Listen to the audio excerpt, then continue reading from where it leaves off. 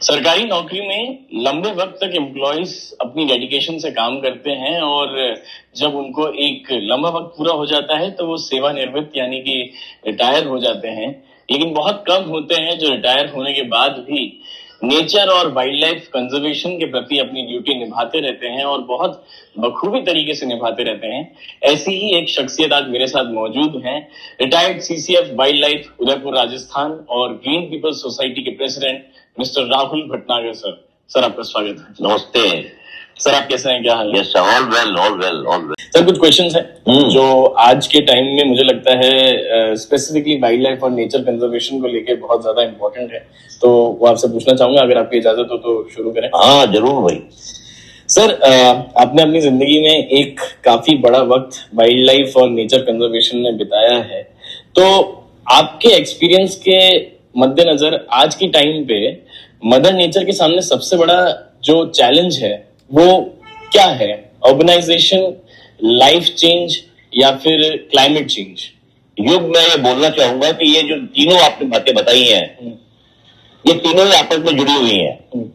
Life change की वजह से अर्बनाइजेशन, सबकी वजह से अपना क्लाइमेट चेंज हो रहा है, सब आपस में जुड़े हुए हैं।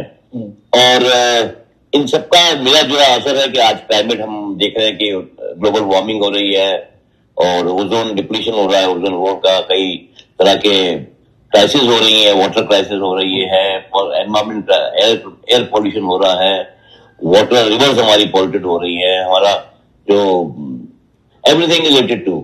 तो सबसे पहले अगर हमें कुछ करना है तो हमें अपने लाइफस्टाइल में चेंज करना पड़ेगा, और एक बार हमने अपनी लाइफस्टाइल चेंज करी तो आगे चीजें अपने आप से होती जाएंगी।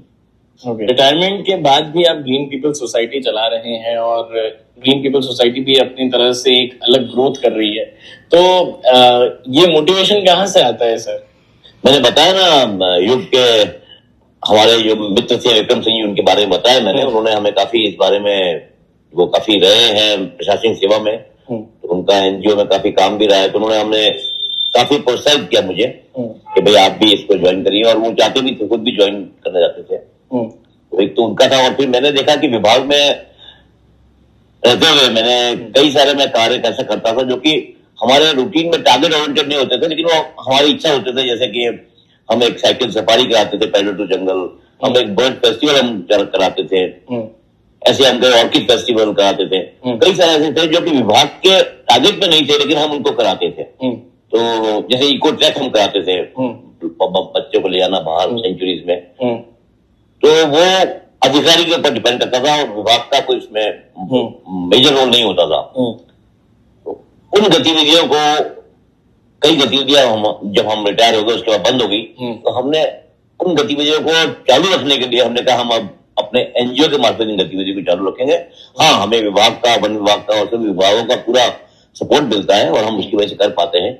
सर डेवलपमेंट और एनवायरनमेंट के बीच में बैलेंस बनाने की बात तो बहुत लोग करते हैं और ये भी कहते हैं कि हम उसे एग्जीक्यूट भी करेंगे, पर एग्जीक्यूट नहीं कर पाते हैं या फिर बोलते हैं कि बहुत मुश्किल होता है एग्जीक्यूट करना।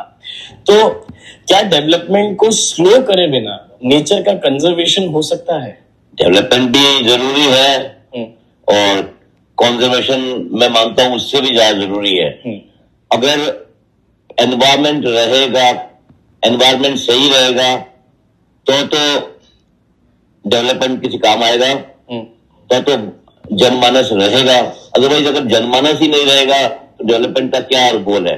तो मेरा मानना है कंजर्वेशन बहुत इंपॉर्टेंट है, लेकिन साथ ही साथ जो डेवलपमेंट है वो कंजर्वेशन को ध्यान में रखते हुए करना चाहिए, क्योंकि मेरा मानना है कि अगर इकोलॉजी जो इतनी एक इंपॉर्टेंट चीज है, अगर हमने किसी भी एक स्पीसीज को हमने अगर खत्म कर दिया या किसी भी स्पीसीज को हमने कम कर दिया तो उससे पूरा जो एनवायरमेंट है, इकोलॉजिकल बैलेंस है, वो डिस्टर्ब हो जाएगा। मैं एक छोटा सा आपको एग्जांपल देता हूं। लोग बात करते हैं कि एक स्पीसीज के जाने से क्या हो जाएगा। अपने यहाँ चंदन एक बहुत ही इंपॉर्टेंट पेड़ है, बहुत कीमती है और बहुत होता भी है साउथ में। चंदन का जो नेचुरल रीजन होता है, अपना उगता है, अपना रीजन होता है, वो मुख्यतः कोयल के चंदन के बीज खाने से होता है। जब कोयल चंदन के बीज खाती है और वो उसको ड्रॉपिंग्स उसके गिरते हैं जंगल में या वेजिटेशन के आसपास, तब फिर उसमें से जो पौधा आराम से वो बीज कीट होता है कोयल के खाने से, और फिर वो आराम से आसानी से उगता है। अगर हम कोयल को मार देंगे तो मैं आपसे कह सकता हूँ निश्चित तौर पर कि चंदन के जंगल अपने आप ही स्वतः खत्म हो जाएंगे।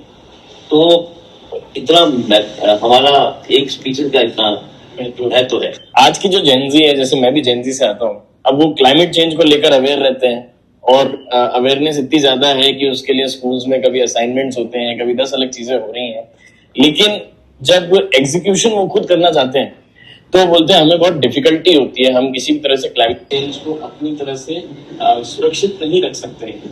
तो जो जेन ज़ी स्पेसिफिक, वो कैसे क्लाइमेट चेंज की वजह से जो हालात हो रहे हैं उसको मेंटेन करके रखें और नॉर्मलाइज रखें। देखिए, सबसे पहले अगर मैं जेन ज़ी की बात नहीं करता हूँ, मैं सबकी बात करता हूँ। अगर किसी भी बच्चे को शुरू से अगर घर में जब वो बड़ा हो रहा है, उसको अगर ये अपने परिवेश में नेचर के प्रति इमोशनल होने का है, नेचर के प्रति जागरूक होने का अगर बचपन से सिखाया जाए, घर से मिले, तो जरूर वो आगे जाके ऐसा करेगा। मैं बताना चाहूंगा कि अगर हम बच्चे को बता दें कि भाई पानी का मिसयूज नहीं करना है, छोटी छोटी बातों में कि भाई अपने को जो बचा हो पानी उसको फेंकना नहीं है, पानी को ब्रश करते हुए पानी ढंग से करना है, पानी गिलास में उतना ही पानी भरना है जितना, तो वो उसको उसके बच्चे के मन में पहले से बचपन में आ जाएगा कि पानी बहुत जरूरी है, हमें पानी को बचाना है और इसका अपव्यय नहीं करना है। तो आगे चल के वो डेफिनेटली पानी कंजर्व के लिए, इसी तरह पेड़ पौधों के बारे में उसको बता दिया जाए कि नहीं हमारे को क्या इसका क्या फायदा है, माता पिता बड़े भाई बहन बताते रहे, तो बच्चे अपने आप उसमें, चाहे वो जेन ज़ी हो चाहे वो कोई भी हो, उसमें उसका एक इमोशनल फैक्टर होगा, वो उसको कंजर्व करेगा। और जैसे हमारे को भी जब हमारे ही माता पिता हमें बताते थे कि पानी को बाल्टी में लेके नहाना है, पानी कम फ्लश में कम करना है, पेड़ पौधे पानी देना है, तो हम अकॉर्डिंगली अभी हम उसी संस्कार से बड़े हुए और हमारा उसके प्रति लगाव है, पेड़ों के प्रति लगाव है, सबके प्रति लगाव है। सर, हम अपने आखिरी क्वेश्चन को ले रहे हैं। उदयपुर की जनता जो काफी सशक्त है और हर चीज में अपनी जागरूकता रखती है सीखने के लिए, और तभी उदयपुर से इंस्पायर हुए आसपास के क्षेत्र भी उनकी कई चीजों को अपनाते हैं, बट स्पेसिफिकली वाइल्ड लाइफ और जो नेचर कंजर्वेशन है, मदर नेचर कंजर्वेशन, उसको लेके आपका उदयपुर की जनता को क्या मैसेज है? मेरा तो सिर्फ सभी के लिए, उदयपुर जनता के लिए खास है कि पर्यावरण सुरक्षित रहेगा तो हम सुरक्षित रहेंगे।